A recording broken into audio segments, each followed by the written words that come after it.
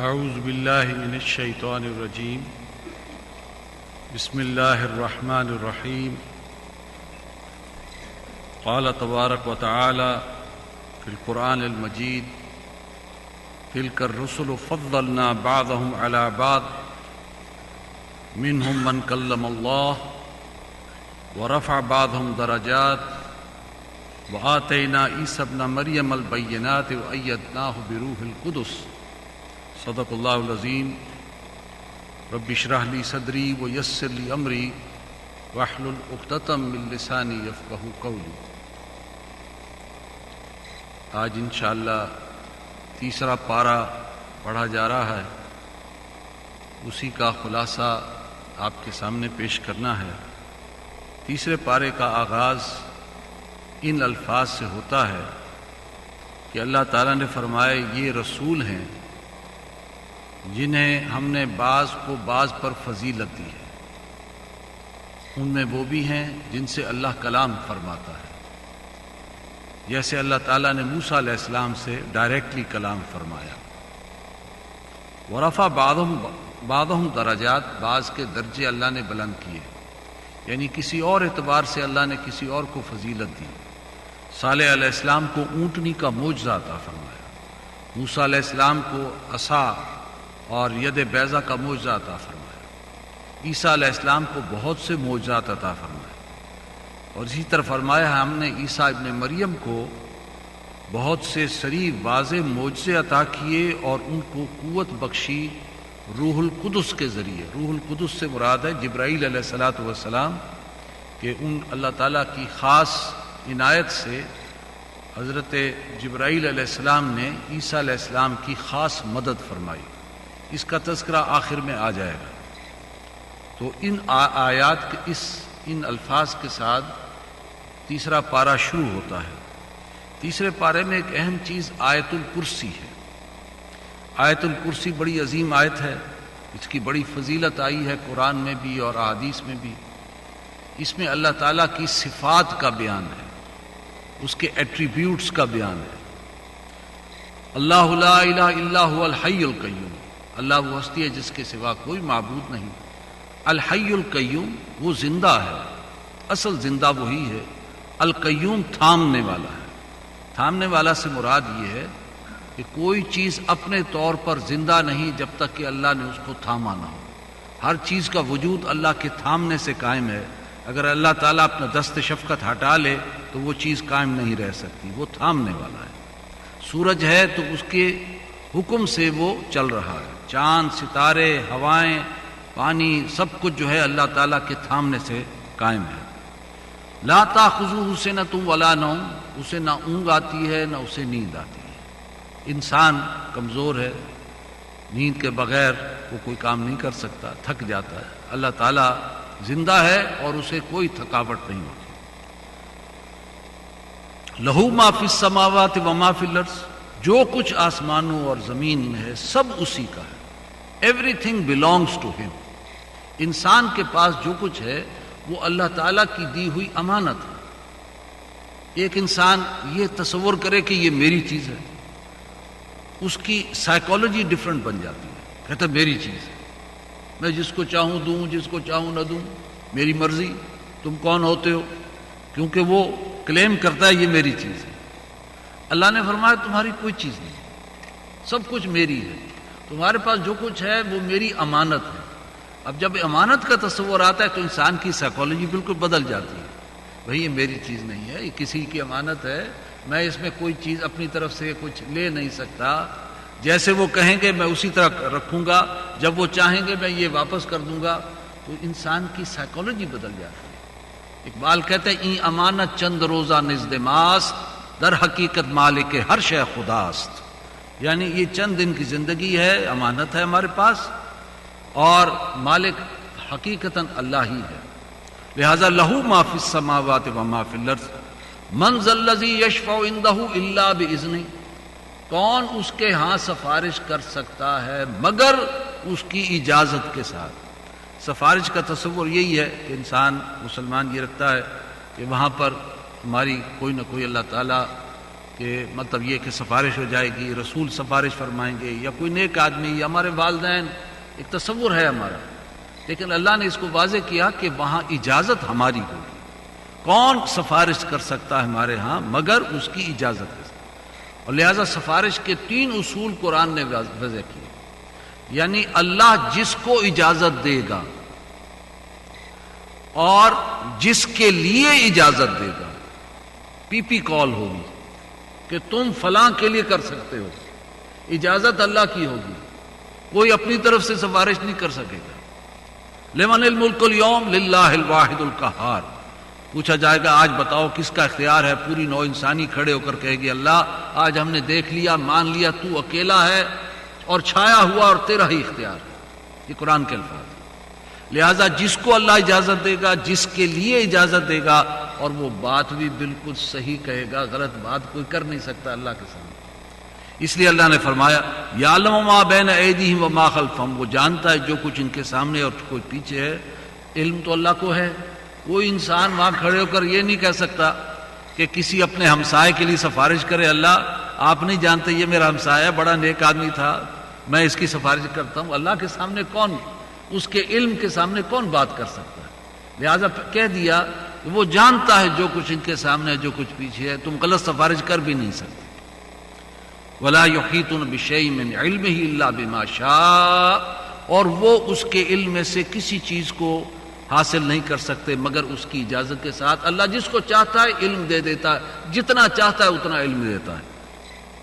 وسع کرسیہ السماوات والارض، اس کی کرسی چھائی ہوئی ہے، اس کا یعنی اس کا کرسی سے مراد یہاں اقتدار ہے، اس کا اقتدار چھایا ہوا ہے زمین و آسمان پر۔ ولا یعودہ حفظہما، اور ان دونوں کی حفاظت سے وہ تھکتا بھی نہیں ہے۔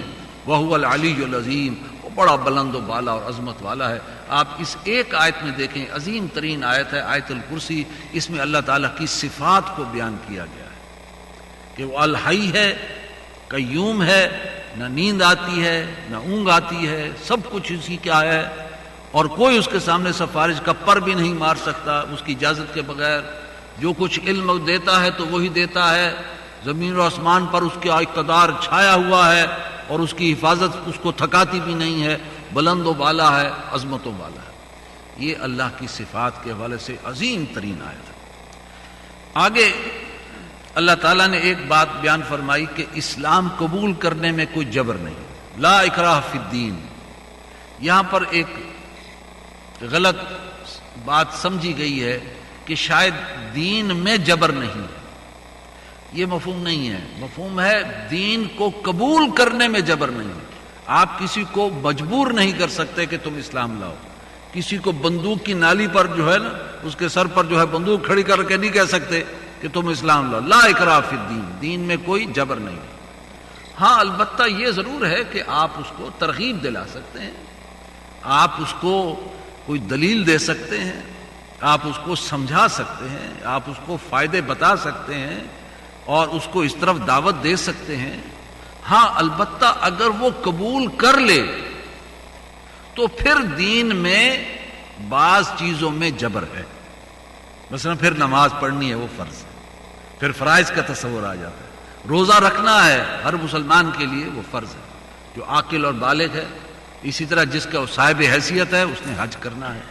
زکوٰۃ جو صاحب نصاب ہے اس نے دینی ہے۔ تو دین میں جب داخلہ ہو جائے گا تو پھر تو فرائض کی پابندی ہے، لیکن دین کے داخلے میں کسی کو غیر مسلم کو اسلام میں داخل کرنے میں جبر نہیں ہے۔ لا اکراہ فی الدین۔ آگے ایک بات آئی، طاغوت کا ذکر آیا، وَمَن يَكْفُرْ بِالطَّاغُوتِ وَيُؤْمِن بِاللَّهِ فَقَدِ اسْتَمْسَكَ بِالْعُرْوَةِ الْوُثْقَىٰ، جو کوئی طاغوت کا انکار کرتا ہے اور اللہ پر ایمان رکھتا ہے اس کے ہاتھ میں ایک بڑا مضبوط کنڈا آ گیا ہے۔ طاغوت کیا ہے؟ طاغوت کہتے ہیں، یہ طغا سے بنا ہے، طغا کہتے ہیں سرکشی کو، اسی سے لفظ طغیانی بھی بنتا ہے۔ آج سمندر کی لہریں بڑی طغیانی پر ہیں، یعنی بفری ہوئی ہیں، حد سے زیادہ اچھل رہی ہیں۔ وہ ہستی کہ جو سرکش ہو جائے، اپنی حدود سے نکل جائے، اپنی مرضی قائم کرے، اللہ کی مرضی کو پیچھے رکھے، تو وہ طاغوت ہے۔ اور سب سے بڑا طاغوت شیطان ہے، جس نے اپنی مرضی جو ہے بنائی ہوئی ہے۔ اللہ کی بات کو اس نے پیچھے کیا، اپنی بات کو آگے کیا، حد سے باہر نکل گیا، انتہائی سرکش اور نافرمان ہے، لہذا وہ طاغوت ہے۔ اسی طرح نفس بھی طاغوت بن جاتا ہے۔ اگر نفس کی بات آپ مانیں گے، نفس کہتا ہے مجھے کھلاؤ، مجھے پلاؤ، میں نہیں جانتا کیا حلال ہے، کیا حرام ہے، کیا صحیح ہے، کیا غلط ہے، اور اگر انسان نفس کی بات مانے تو پھر نفس بھی طاغوت بن جاتا ہے، اس لیے کہ وہ حدود کو پھلانگ گیا، وہ اللہ کی بات کو پیچھے اور اپنی بات کو آگے کرتا ہے۔ اسی طرح کوئی سربراہ بھی طاغوت بن سکتا ہے۔ تو جہاں بھی کوئی طاغوت کا تصور ہو، قرآن یہ کہتا ہے جس نے طاغوت کا انکار کیا اور اللہ کا ہاتھ تھاما، اس کے ہاتھ میں ایک بڑا مضبوط کنڈا آ گیا۔ مطلب یہ کہ تم کسی سرکش اور نافرمان کے پیچھے نہ لگو، بلکہ اللہ کی اطاعت اور فرما برداری کرو۔ اسی طرح آگے طاغوت کی مثال اللہ نے دی ہے، اور وہ مثال دی ہے نمرود کی مثال۔ نمرود ایک بادشاہ تھا، عراق کا بادشاہ، اور حضرت ابراہیم علیہ السلام کے زمانے میں، انگریزی میں اس کو نیمراڈز کہتے ہیں، یہ خاندان تھا، جیسے فرائنا خاندان تھا، اس میں فرعون ایک تھا، اسی طرح نیمراڈز یہ بھی ایک خاندان تھا، اس میں ایک بادشاہ نمرود جسے کہتے ہیں، اس کا مکالمہ، وہ طاغوت بن گیا، اس کی اپنی مرضی تھی، اپنا حکم چلاتا تھا۔ تو ابراہیم علیہ السلام اس کے پاس گئے تو ان کا مکالمہ ہے، اور ابراہیم علیہ السلام نے اس کے سامنے حق بات رکھی اور اس بات طاغوت کا انکار کیا۔ کہا کہ اللہ دیکھو، اللہ زندہ کرتا ہے، مارتا ہے۔ کہنے لگا نہیں، میں زندہ کرتا ہوں، میں مارتا ہوں، میں تمہیں ثابت کر کے دیتا ہوں۔ اس نے کہا جیل سے 2 قیدی منگواؤ، 2 قیدی لائے گئے۔ کہا ایک کی گردن مار دو، اس کی گردن مار دی گئی، قتل کر دیا۔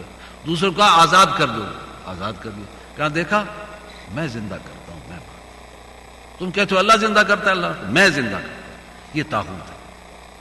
تو ابراہیم علیہ السلام نے فرمایا میرا رب سورج کو مشرق سے نکالتا ہے، تو اس کو مغرب سے نکال۔ فبہت الذی کفر، وہ کافر اسٹانشڈ ہو کر رہ گیا، مبہوت ہو کر رہ گیا، اس کے پاس کوئی بات نہیں تھی۔ تو بہرحال یہ تو ایک مکالمہ تھا۔ یہاں پر اللہ تعالیٰ نے طاغوت کی مثال دی ہے کہ جو اپنی حدود سے پھلانگ جائے اور اللہ کے مد مقابل آ جائے۔ اسی طرح بعض انبیاء کے، جیسے ہمارا عقیدہ ہے کہ اللہ تعالیٰ آخرت میں انسانوں کو زندہ کرے گا، تو کچھ پیغمبروں نے اللہ سے درخواست کی کہ اللہ تو کیسے زندہ کرے گا؟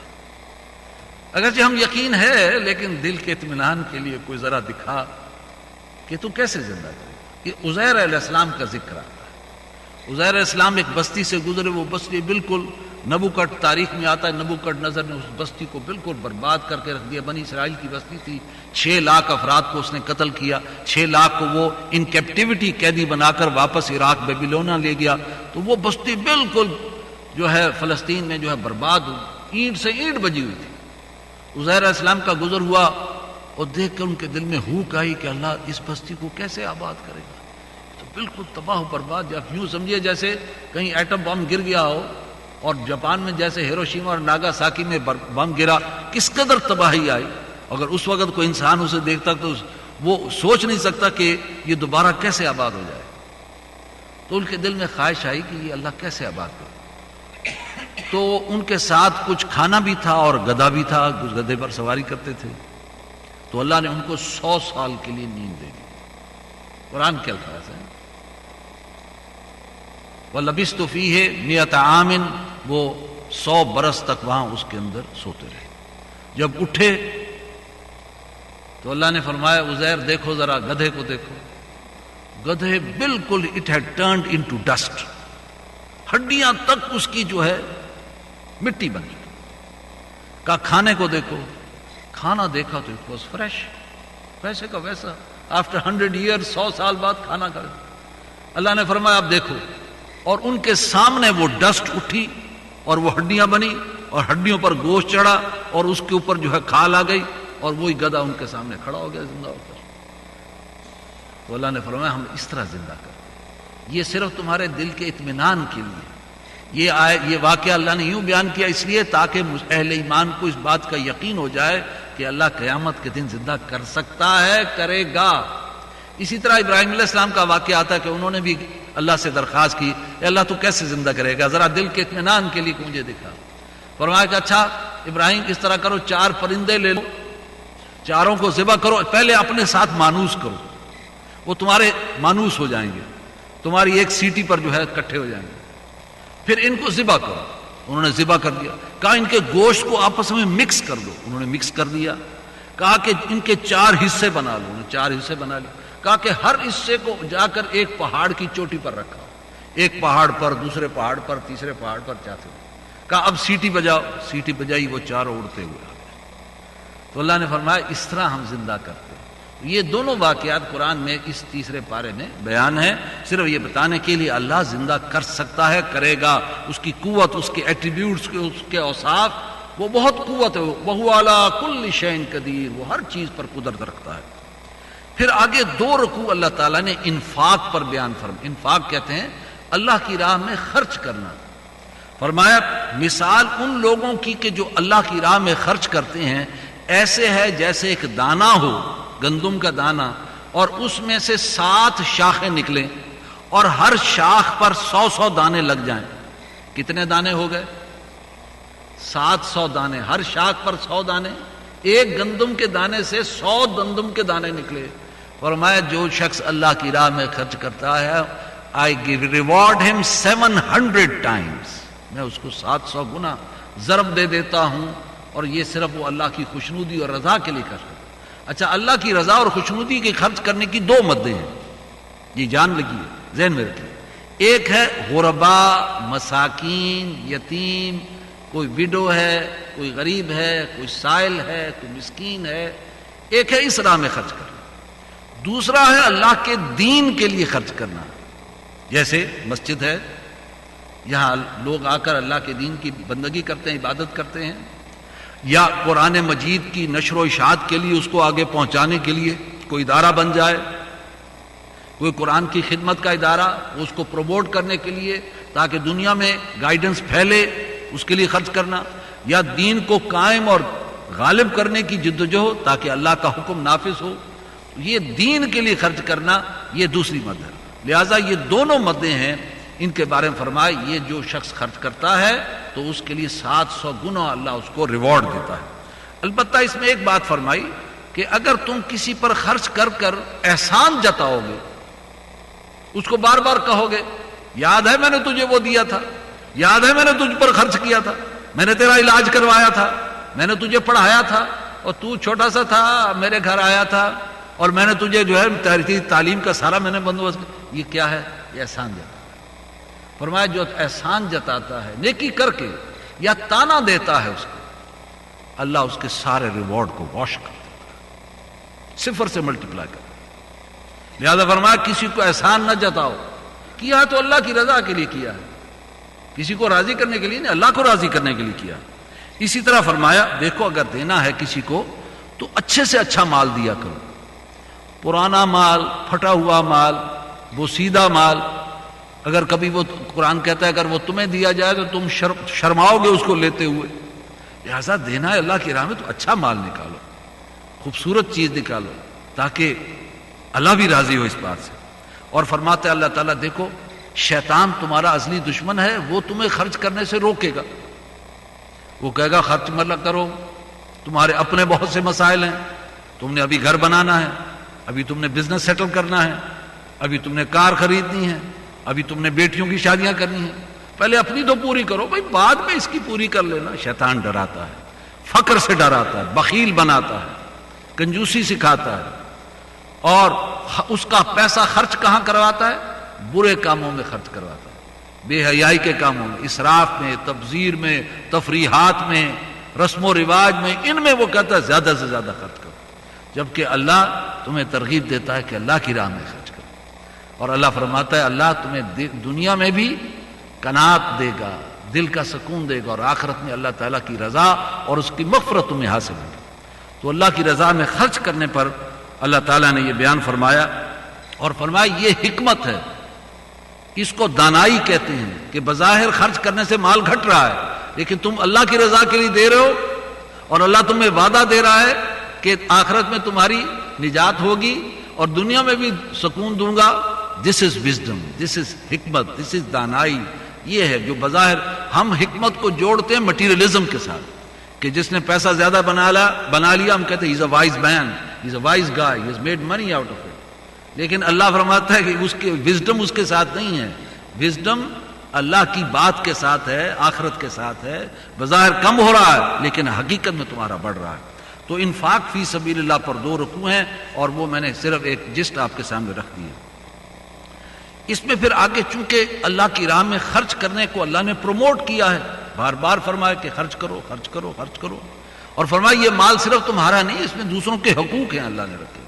یہ نہ سمجھو صرف میرا مال ہے، نہیں، دوسروں کے حقوق ہیں، غریبوں بیواؤں محتاجوں کے اس کے اندر حقوق ہیں. لہٰذا اچھا اس کی ضد کیا ہے؟ ہر چیز اپنی ضد سے پہچانی جاتی ہے. اگر آپ دن کا تصور کرتے ہیں تو رات اس کی ضد ہے، اپوزٹ. مال کے خرچ کرنے کی ضد کیا ہے؟ وہ فرمایا سود ہے. لہذا سود پر اللہ نے بڑی سخت آیات بیان کی. فرمایا دیکھو جو شخص سود کھاتے ہیں تو قیامت کے دن جب وہ کھڑا ہوگا تو ایسے کھڑا ہوگا جیسے شیطان نے اس کو مخبوط الحواس بنا دیا. اور یہ اس لیے کہ وہ کہتے ہیں کہ تجارت بھی تو ایسے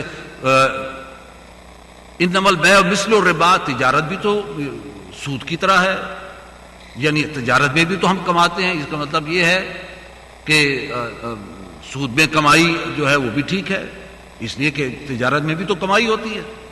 وَأَحَلَّ اللَّهُ الْبَيْعَ وَحَرَّمَ الرِّبَا، اللہ نے فرمایا تجارت کو ہم نے حلال کیا ہے، سود کو ہم نے حرام کیا.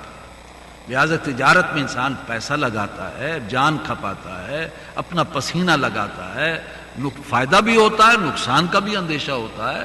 دیر آر ایوری چانسز. جبکہ سود میں فکسڈ ہوتا ہے، وہ تم نے لینا ہے، وہ اس کا گھاٹا ہو یا فائدہ ہو تمہیں اس سے غرض نہیں، تم نے لینا ہی لینا ہے. لہٰذا اللہ نے اس کو حرام کیا اور اس میں تمہاری محنت نہیں ہوتی، تم نے ایک دفعہ دے دیا بس ختم. جبکہ تجارت میں تو وہ اپنے آپ کو لگاتا اور کھپاتا ہے. دکان کھولنی ہے، کچھ چیز بیچنی ہے تو وہ اپنے آپ کو ایگزرٹ کرے گا. لہٰذا اس لیے فرمایا کہ وہ حرام ہے. اور اگر تم یہ نہیں چھوڑتے تو پھر جان لو اللہ اور اس کے رسول کا تمہارے خلاف اعلان جنگ ہے. تو منکرات میں سے سب سے بڑا منکر سود ہے، اور یہ کیپٹلسٹ سوسائٹی کا ٹول ہے. اس سے امیر امیر تر اور غریب غریب تر ہوتا ہے. سوسائٹی 2 حصوں میں تقسیم ہو جاتی ہے. جو امیر تر ہے وہ اور بھی billions and billions and billions of dollars کے چیک جو ہے وہ اکاؤنٹ کے مالک بن جاتے ہیں. لیکن عوام کی اکثریت جو ہے وہ غربت کے اندر چلی جاتی ہے. اور ان کے ہاں جہاں پیسہ ہوتا ہے وہاں جب پیسہ ہوگا تو ظاہر بات ہے وہاں یاشی بدماشی وہ سب کچھ ہوگا. اور جو غربت ہے وہ انسان کو مجبور کر دیتی ہے کہ جب کچھ نہیں ملتا تو پھر وہ کیا کرے گا؟ چھینے گا، چوری کرے گا، ڈاکہ ڈالے گا، یا اور کیا کرے گا؟ زیادہ سے زیادہ اپنے آپ کو خود سوزی کر دے گا، تیل چھڑک کر آگ لگا دے گا.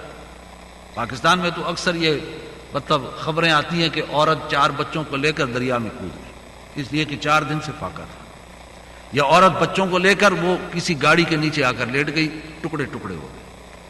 لہٰذا یا وہ ڈکیتی کریں گے، گینگسٹرز بنیں گے، چور بنیں گے، یا پھر وہ اپنے آپ کو سوزی کریں گے.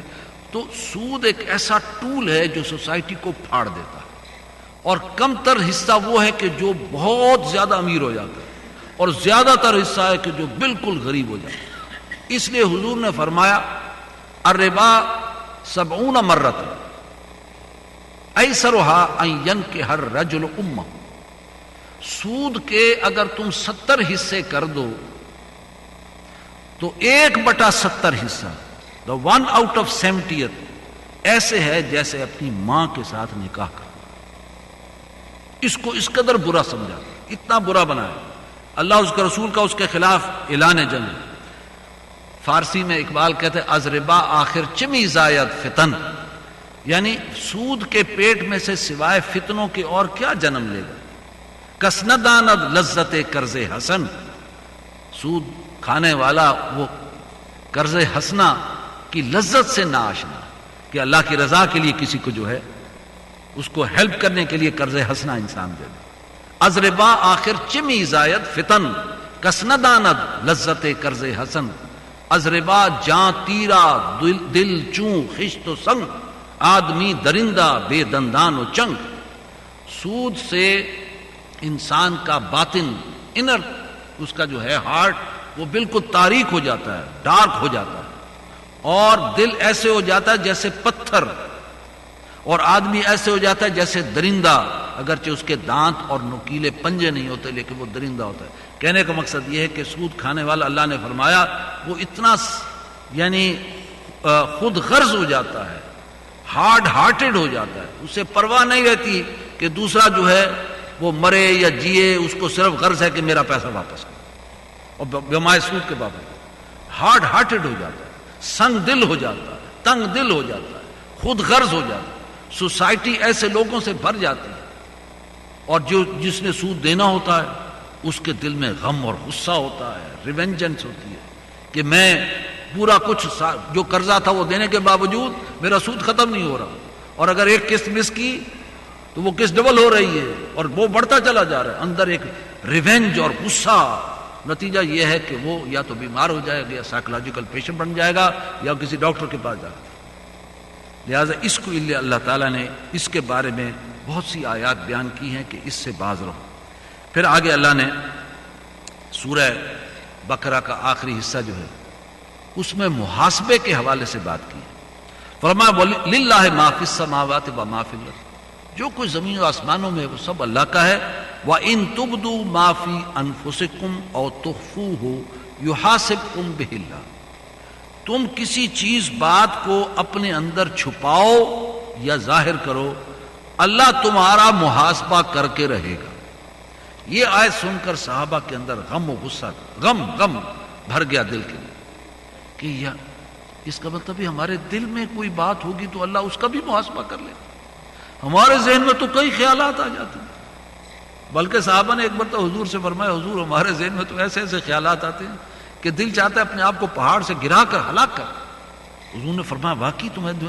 کہا حضور آتے ہیں اور بلا ارادہ آتے ہیں، یہ شیطان کا وسوسہ ہے۔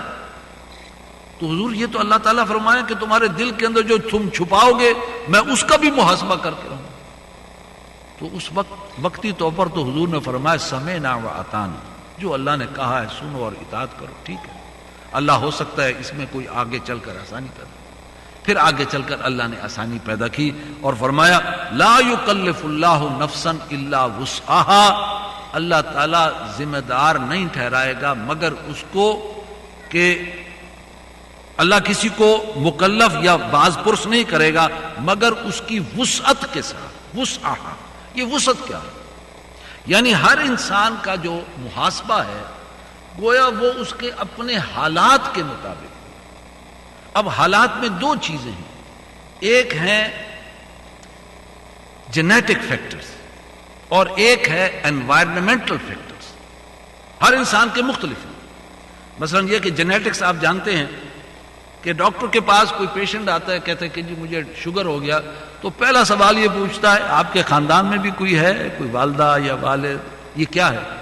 یہ جینیٹکس ہے، یعنی یہ چیزیں کچھ چیزیں جینیٹکس میں چلتی ہیں، ہیریڈیٹری فیکٹرز ہیں۔ لہذا اگر کسی میں غصہ ہے تو ہو سکتا ہے اس کے کسی بیٹے میں بھی جا کر جو ہے غصہ ایک پیدا ہو جائے، مزاج بھی جو ہے وہ منتقل ہوتے ہیں۔ لہذا genetic and hereditary factors are there, اور ہر ایک کے اللہ نے بنائے ہوئے ہیں۔ اسی طرح انوائرنمنٹل فیکٹرز ہر ایک کے ڈفرنٹ ہیں۔ اچھا کسی کو اللہ نے علم زیادہ دیا، کسی کا جو ہے بالکل سادہ آدمی ہے، اتنا زیادہ ذہین نہیں ہے، اتنا زیادہ انٹلیکچوئل نہیں ہے، کسی کو اللہ نے بنایا بہت انٹلیکچوئل، کسی کے پاس وقت زیادہ ہے، کسی کے پاس وقت کی بڑی کمی ہے، کسی کے پاس مال زیادہ ہے، کسی کے پاس بس بریڈ اینڈ بٹر ہے۔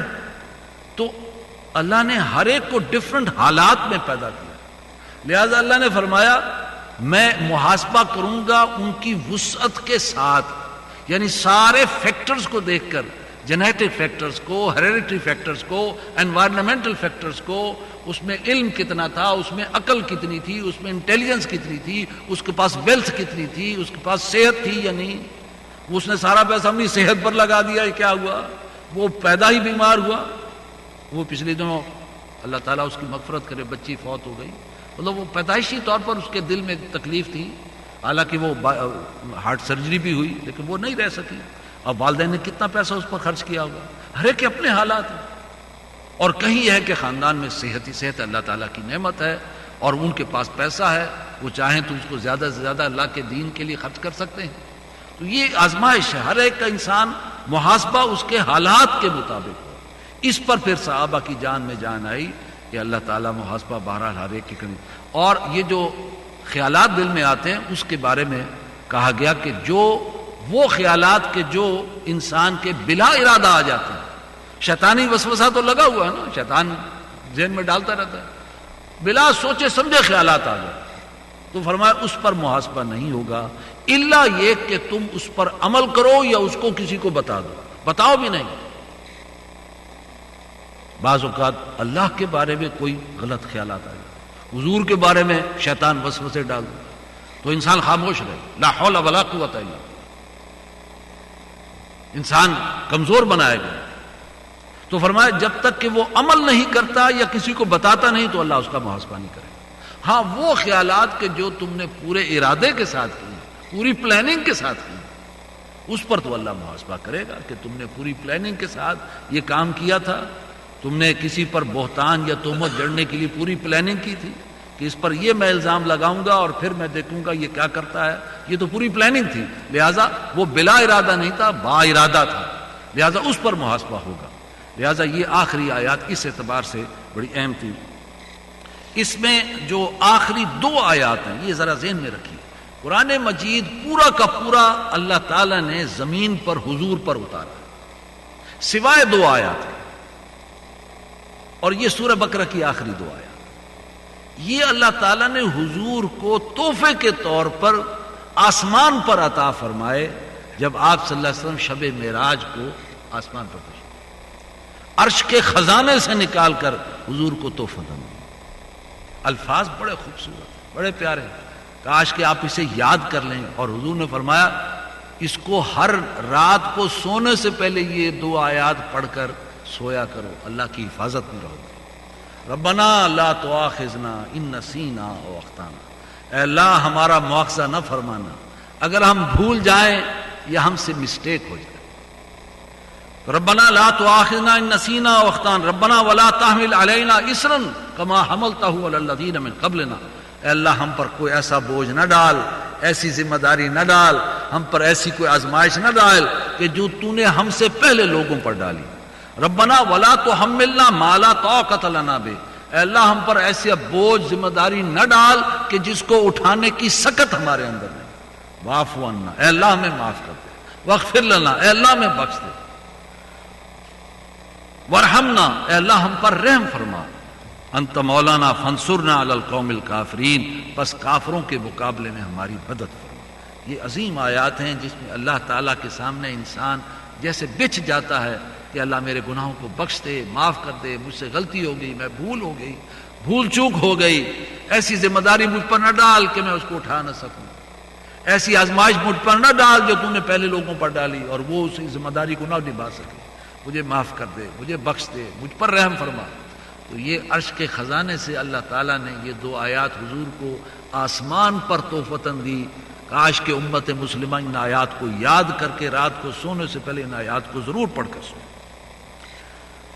سورہ آل عمران، آل عمران جو ہے سورہ بقرہ کے فوراً بعد، اس میں اللہ تعالیٰ نے محکمات اور متشابہات کا ذکر کیا ہے۔ آیات دو قسم کی ہیں قرآن میں، محکمات پختہ احکام، ڈوز اینڈ ڈونٹ، یہ کرو یہ نہ کرو، یہ حلال ہے یہ حرام ہے، یہ جائز ہے یہ ناجائز، یہ محکمات ہیں۔ دوسری ہے متشابہات، یعنی وہ آیات جس کی حقیقی معنی ہم نہیں جانتے، صرف اللہ نے ایک مشابہ طور پر بتا دیا۔ مثلا یہ کہ اب قبر کا معاملہ ہے، برزخ کا معاملہ ہے، پل صراط کا معاملہ ہے، جنت کی نعمتوں کا معاملہ ہے، جہنم کی سختی کا معاملہ، یہ چیزیں انسان نے دیکھی نہیں، یہ متشابہات ہیں۔ لہذا فرمایا جو حکیم اور دانا لوگ ہوتے ہیں وہ محکمات پر فوکس کرتے، متشابہات کے پیچھے نہیں پڑتے، اور ان کو خام خواہ زیادہ طول دینے کی اور لوگوں میں پھیلانے کی کوشش نہیں کرتے۔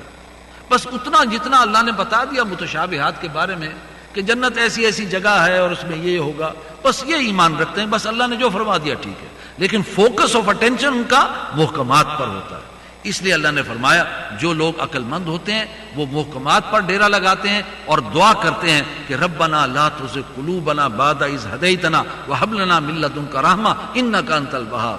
اے اللہ جب تو نے ہمیں ہدایت دے دی تو اب ہمارے دلوں کے اندر ٹیڑھ پیدا نہ کرنا، اب ہمارے دلوں کو صحیح سالم رکھنا، اس میں ٹیڑھ نہ پیدا کرنا۔ اور فرمایا اور بے شک تو ہی عطا فرمانے والا ہے اور بے شک تو سب کچھ بخشنے والا ہے۔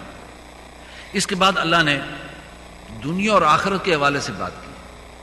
دیکھو دنیا میں تم رہتے ہو، یہ برتنے کا سامان بھی ہے، لیکن فرمایا کہ ہم نے وہ چیزیں جو تمہارے نفس کو اچھی لگتی ہیں ہم نے اس کو آزمائش کے طور پر خوبصورت بنا دیا، so that you are attracted to them۔ زندگی آزمائش کا نام ہے، اللہ دیکھنا چاہتا ہے کہ تم اس کی طرف اٹریکٹ ہوتے ہو جو نہیں۔ تو فرمایا ہم نے کچھ چیزیں بڑی خوبصورت بنا دی، مثلا عورتیں، بیٹے، سونے اور چاندی، پیسہ، سرمایہ، زمین، جائیداد، اعلیٰ نسل کے گھوڑے پالنا، فارم ہاؤس رکھنا، یہ ساری چیزیں وہ ہیں جو اللہ نے گنوائیں ایک ہی آیت میں، آیت نمبر 14 ہے۔ اور فرمایا کہ ہم نے اس کو خود خوبصورت بنا دیا۔ البتہ یہ زندگی کے یہ مطلب یہ وہ سامان ہے کہ جو برتنے کا سامان ہے، لیکن یہ جان لو جو کچھ اللہ کے پاس ہے وہ بہت بہتر ہے، اور وہ ان لوگوں کے لیے جو اللہ سے ڈرتے ہوئے زندگی بسر کرتے ہیں، اپنے نفس کو روک کر رہتے ہیں، حلال سے اکتفا کرتے ہیں، حرام سے بچتے ہیں، گناہ سے بچتے ہیں، سن سے بچتے ہیں، ایول سے بچتے ہیں، وکڈنس سے بچتے ہیں، وہ اللہ سے ڈرتے ہیں اللہ کی سزا نہ آ جائے، اللہ کی پکڑ نہ آ جائے۔ لہٰذا وہ جنات، اس کی نعمتیں جو اس سے کہیں زیادہ بہتر ہیں، وہ ان لوگوں کے لیے جو اللہ سے ڈرتے ہیں، اور اس میں ان کے نہریں ہوں گی اور بڑے پاکیزہ ان کے دوست ہوں گے، بلکہ ان کے جو زوج، بلکہ ان کے جو پارٹنرز ہوں گے وہ انتہائی پاکیزہ صفات کے حامل۔ اور فرمایا کہ سب سے بڑی چیز ہے کہ جنت میں نعمتوں سے زیادہ بھی بڑی ایک بڑی نعمت ہے، اور وہ ہے اللہ کی رضا، ورضوان من اللہ، اللہ کی رضا ان کو حاصل۔ لہٰذا تم کوشش کرو اس مقصد کے لیے۔ یہ دنیا ہم نے خوبصورت بنائی ہے، لیکن یہ آزمائش ہے، یہ ایک ٹیسٹ ہے۔ ڈونٹ گو فار اٹ، اتنے حد تک جاؤ جتنے حد تک تمہاری ضرورت ہے، لیکن دل نہ لگاؤ۔ ایک ہے دل لگانا، دل نہ لگاؤ، ہاں ضرورت کے طور پہ استعمال کرو۔ آپ نے ٹیشو پیپر اٹھایا، ضرورت کی چیز ہے، آپ نے صاف کیا، and throw it in the dust بن۔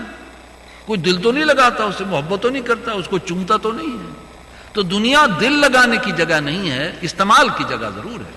استعمال کی حد تک ٹھیک ہے، لیکن دل لگاؤ آخرت کے ساتھ، دل لگاؤ اللہ کے احکام کے، اللہ سے محبت کرو۔ لہٰذا یہاں پر اللہ نے اور پھر بتایا کہ وہ لوگ جو متقی پرہیزگار ہیں جن کے لیے وہ جنت ہے، ان کی کچھ صفات، 5 صفات کے لیے کہ وہ کس قسم کے لوگ ہیں۔ فرمایا الصابرین، صبر کرنے والے، ہر تنگی میں، تکلیف میں، پریشانی میں صبر کرتے ہیں۔ والصادقین، اور سچے ہیں، ہر وقت سچائی کا راستہ اختیار کرتے ہیں، جھوٹ، دھوکہ، فریب، جال سازی یہ اس سے دور رہتے ہیں، بلکہ اس سچائی پر رہتے ہیں۔ والقانتین، فرما بردار ہیں، اوبیڈینٹ ہیں۔ والمنفقین، اور خرچ کرنے والے اللہ کی رضا کے لیے۔ والمستغفرین بالاسحار، اور وہ ڈون کے وقت، رات کا جو آخری حصہ ہے جب پاؤں پھٹنے کی وقت ہوتا ہے، اس وقت اپنے گناہوں کی مغفرت طلب کرتے ہیں اللہ سے۔ یہ ہیں ان کی 5 صفات، صبر کرنے والے، فرما بردار، خرچ کرنے والے، سحر کے وقت اپنے گناہوں کی بخشش ماننے والے، اور سچائی کا راستہ اختیار کرنے والے۔ ایسے لوگوں کے لیے اللہ نے فرمایا کہ وہ جنت ہم نے تیار کر رکھی۔ یہاں آگے اہل کتاب کی ایک بات کو بیان کیا گیا، اگرچہ یہاں پر مراد اہل کتاب ہیں، لیکن امت مسلمہ کو آئینہ دکھایا جائے۔ انہوں نے کہا لن تمسنا النار الا ایاما معدودات، ہمیں آگ نہیں چھو سکتی مگر گنتی کے چند دن۔ مطلب یہ کہ ہم تو بخشے ہوئے ہیں، ہم تو نیک لوگ ہیں، ہم تو موسیٰ علیہ السلام کی جو ہے نسل میں سے ہیں، ان کی امت میں سے ہیں، ہم بخشے ہوئے ہیں، ہمیں آگ نہیں چھو سکتی۔ اور یہ عیسائیوں نے کہا ہم تو عیسیٰ علیہ السلام کے ماننے والے ہیں، اور وہ تو پہلے ہی ہمارے گناہ بخشوا کر چلے گئے ہیں۔ اللہ نے فرمایا کہ یہ تمہاری خوش فہمیاں ہیں، یہ تم نے باتیں کہاں سے بنا لی ہیں؟ کوئی کتاب ہے اس میں لکھا ہوا ہے، کوئی رسول کا قول ہے، یہ کہاں سے تم نے باتیں؟ یہ اصل میں امت مسلمہ کو بتایا جا رہا ہے کہ کہیں تم اس معاملے میں نہ پڑ جانا کہ خار ہیں، بدکار ہیں، ڈوبے ہوئے ذلت میں ہیں، لیکن تیرے محبوب کی امت میں ہیں کہ ہم تو امتی، ہم نے تو کلمہ پڑھ لیا، ہم تو بخشے بخشا ہے، جنت ہمارا پیدائشی حق ہے، جہنم میں تو دوسروں نے جانا، ہم نے تو سیدھا جنت بنا۔ چاہے ہم جو ہے کلمہ تو پڑھ لیا، لیکن یہ کہ اس کے تقاضے چاہے ادا کریں یا نہ کریں۔ فرمایا نہیں، اس خوش فہمی میں نہ رہنا۔ اہل کتاب سے کہا گیا تم اس خوش فہمی میں نہ رہو۔ امت مسلمہ کو بھی یہ بتایا جا رہا ہے کہ بس کے اندر بیٹھو گے تو بس کا ٹکٹ لینا پڑے گا، جنت کا بھی ایک ٹکٹ ہے، ٹکٹ لینا پڑے گا، اور وہ اللہ کی اطاعت، فرما برداری، اللہ سے محبت، رسول کا اتباع، قرآن کا فہم، قرآن کے مطابق زندگی بسر کرنا، اپنی معاشرت، معیشت، سیاست، عقائد، عبادات، رسومات، اخلاق سارے دین کے مطابق، تو ہی تم امید کر سکتے ہو کہ اللہ تعالیٰ تمہارے لیے آسانی پیدا کرے۔ پھر فرمایا اللہ نے فرمایا کہ اسلام ایک دین ہے، اور یہ کہ تمہیں رسول کا اتباع کرنا ہے۔ اللہ نے فرمایا اگر تم چاہتے ہو اللہ سے محبت کرنا تو ہم تمہیں ایک طریقہ بتاتے ہیں۔ قل ان کنتم تحبون اللہ، ان سے کہیے اگر تم اللہ سے محبت کرنا چاہتے ہو فاتبعونی، تو رسول کا اتباع کرو، یحببکم اللہ، اللہ خود تم سے محبت کرنے لگ جائے گا، وَيَغْفِرْ لَكُمْ ذُنُوبَكُمْ، اور تمہارے گناہ بخش دے گا، واللہ غفور رحیم، اللہ بڑا بخشنے والا اور رحم کرنے والا۔ یعنی اب دین کو اللہ نے سکیڑ کر حضور کے اتباع میں رکھ دیا کہ رسول کو بائی پاس کر کے اگر تم سمجھتے ہو کہ اللہ تم سے راضی ہو جائے گا، اللہ راضی نہیں ہوگا۔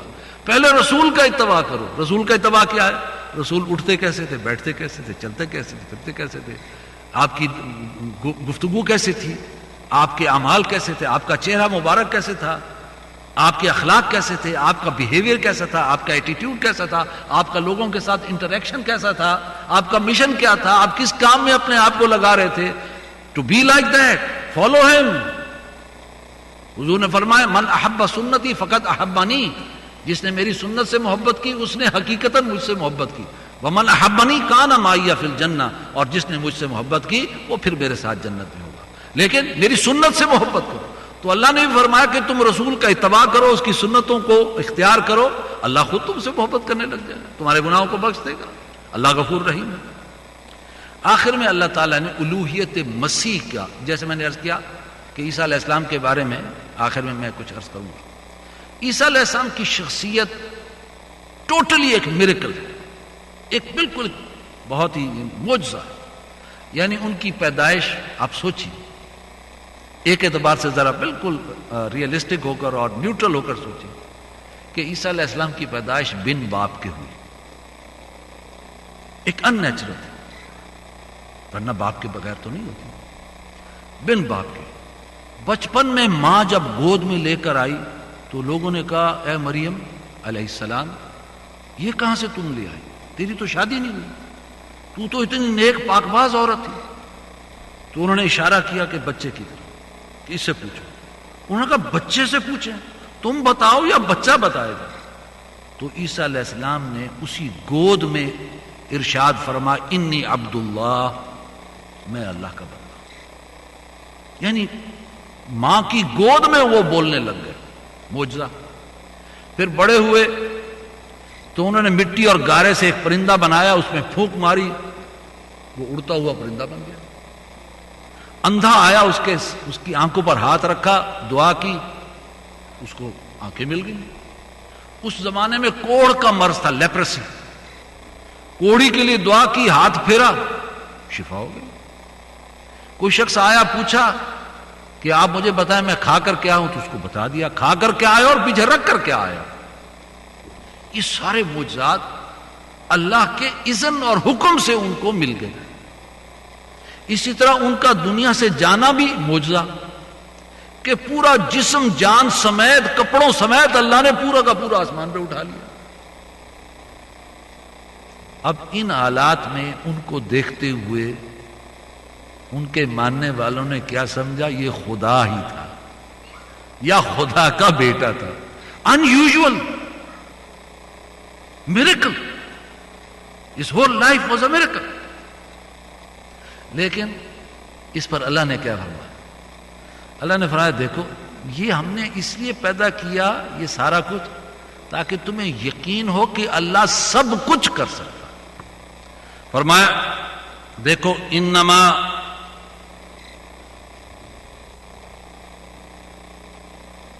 اذا قضا امرن، جب اللہ کوئی فیصلہ فرماتا ہے فانما یقول لہ کن فیکون، وہ بس صرف کہہ دیتا ہے کہ ہو جا اور وہ ہو جا۔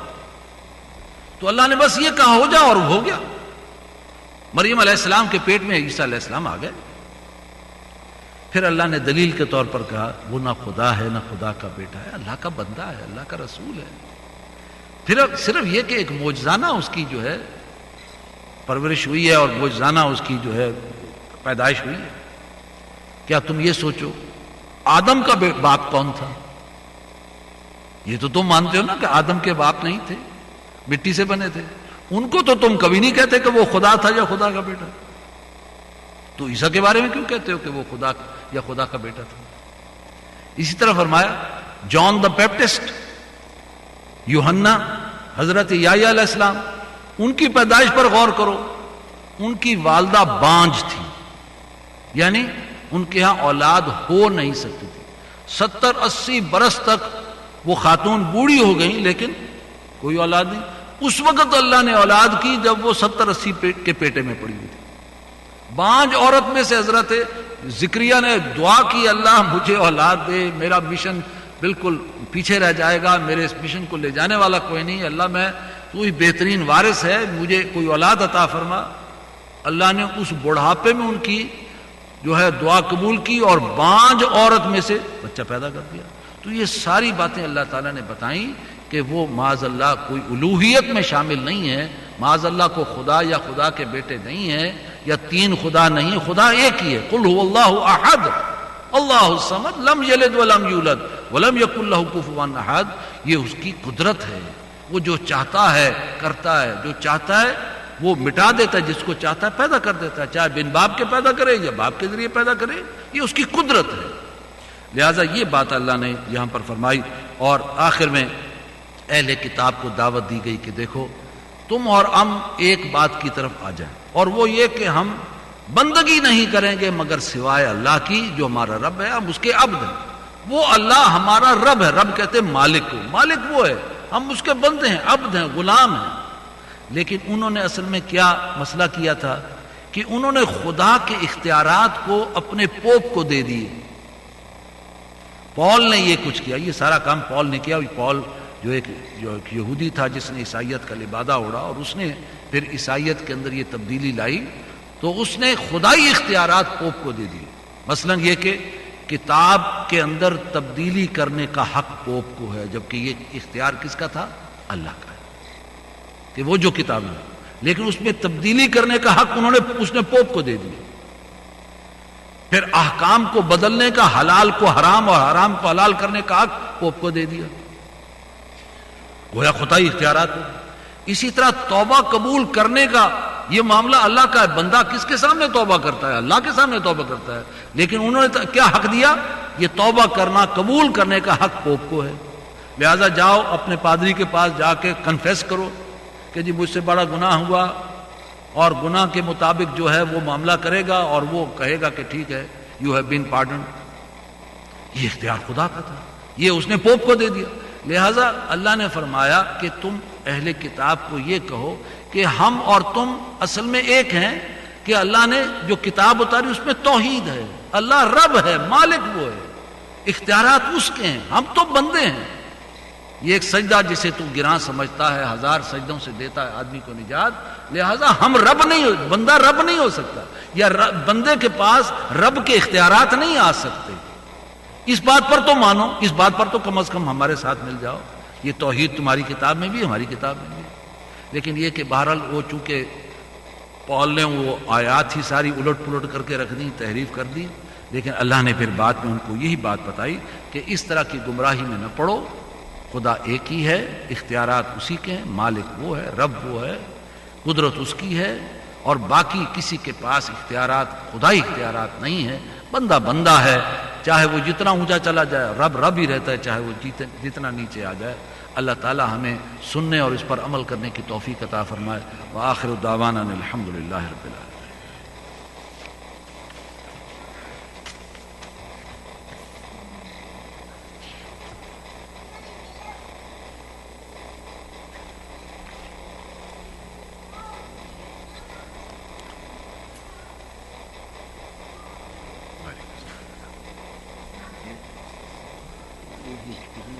کیا اگر کوئی دعا